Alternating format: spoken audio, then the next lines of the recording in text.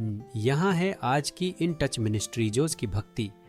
आज के शास्त्र पठन का स्रोत है यूहन्ना अध्याय 1 श्लोक 35 से 42।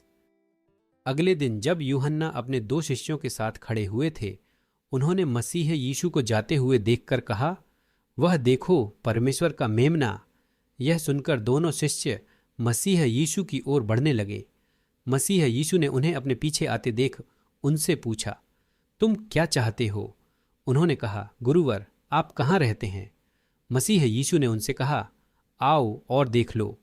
इसलिए उन्होंने जाकर मसीह यीशु का घर देखा और उस दिन उन्हीं के साथ रहे। यह दिन का लगभग 10वां घंटा था।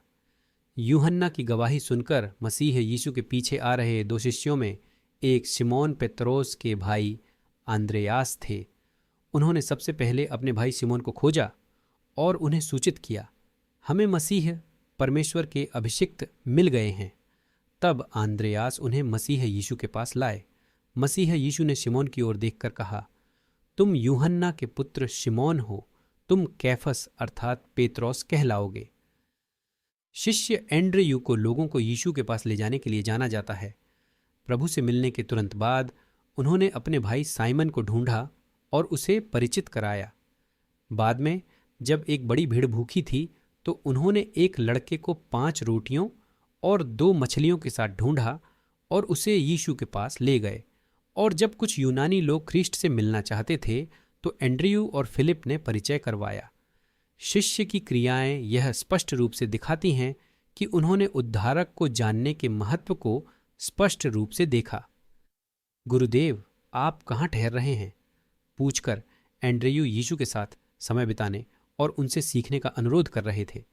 शिष्य की उदाहरण एक अच्छी याद दिलाती है कि प्रभु के साथ मिठास से भरी संगति केवल भक्तिमय समयों तक सीमित नहीं होती, बल्कि यह हमें ख्रीष्ट के साथ अपने संबंध में जो आनंद हम पाते हैं उसे दूसरों के साथ साझा करने की इच्छा उत्तेजित करनी चाहिए। और जैसे कि एंड्रयू दूसरों को मसीह से जोड़ने में संकोच नहीं करते थे, हमें भी किसी भी समय स्थिति पेश करने पर तैयार होना चाहिए। जब एंड्रयू ने शिष्यत्व की आह्वान का उत्तर दिया तो यीशु ने उनसे कहा कि वे मछली की बजाय लोगों को पकड़ेंगे। ख्रीष्ट के अनुयायियों के रूप में हमें भी यही अद्भुत लक्ष्य है।